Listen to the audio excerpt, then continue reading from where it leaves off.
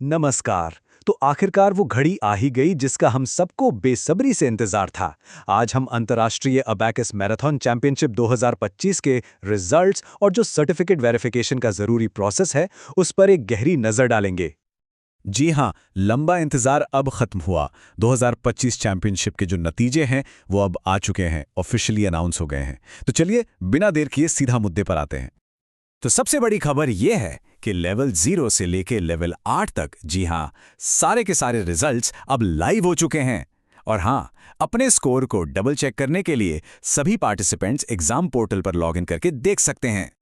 ठीक है, तो अब ये समझते हैं कि इन रिजल्ट्स को बनाया कैसे गया है। देखिए, ये सिर्फ स्कोर की बात नहीं है, यहाँ पर फेयर कंपटीशन यानी निष्पक्षता की भी बात है।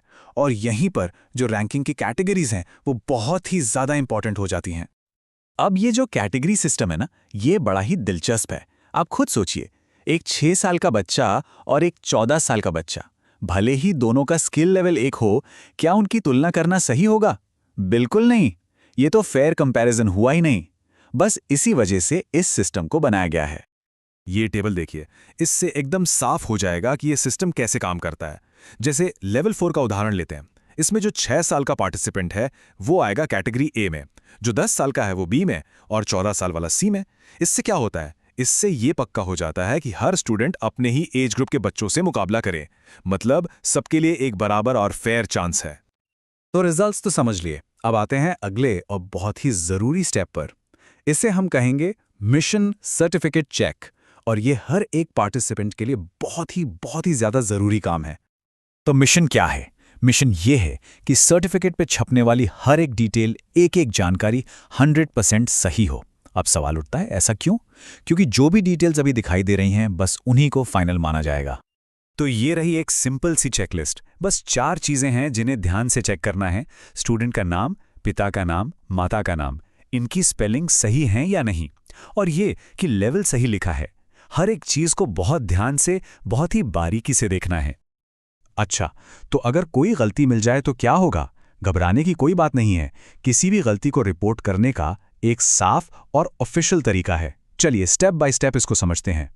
प्रोसेस बिल्कुल सीधा है। सबसे पहले जो भी स्पेलिंग या टाइपिंग की गलती है उसे ढूंढिए।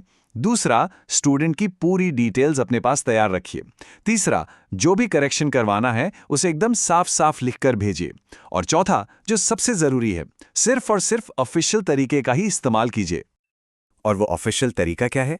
वो है व्हाट्सएप मैसेज। जी हाँ, कोई भी करेक्शन सिर्फ व्हाट्सएप मैसेज के जरिए ही भेजा जा सकता है। फोन कॉल्स इस काम के लिए नहीं लिए जाएंगे। तो प्लीज इस बात का खास ध्यान रखें। ये रहा वो नंबर जिसकी आपको जरूरत पड़ेगी। ऑफिशियल व्हाट्सएप नंबर है 9001574266। इस नंबर को अभी सेव कर लीजिए। याद रखिए, सारे अपडेट्स भेजने का यही एक और सिर्फ यही एक तरीका है। अब एक बहुत ही जरूरी बात, टाइम की, क्योंकि इसकी एक सख्त डेडलाइन है और 24 घंटे का काउंटडाउन समझ लीजिए शुरू हो चुका है। तो अब आते हैं इस पूरे प्रोसेस के सबसे अहम सवाल पर कि करेक्शन भेजने के लिए पार्टिसिपेंट्स के पास आखिर कितना टाइम है? और जवाब है सिर्फ 24 घंटे। जी हां, सिर्फ एक दिन का वक्त है। ये बहुत कम टाइम है, इसलिए एक्शन जल्दी लेना होगा। और इस बात को एकदम साफ करने के लिए ये रही ऑफिशियल अनाउंसमेंट से सीधी लाइन। 24 घंटे के बाद इस रिजल्ट में दी गई डिटेल्स को ही फाइनल मानकर सर्टिफिकेट पर प्रिंट कर दिया जाएगा। मतलब इसमें कोई कंफ्यूजन की गुंजाइश नहीं है। सीधी सी बात है, एक बार सर्टिफिकेट प्रिंट हो गया तो उसके बाद कोई भी बदलाव नहीं हो पाएगा। जो भी डिटेल सही करवानी है उसका ये आखिरी और एकमात्र मौका है। तो आखिर में सवाल बस एक ही है, क्या चैंपियनशिप का सर्टिफिकेट प्रिंट होने के लिए तैयार है? ये वेरिफिकेशन का मिशन अब शुरू होता है।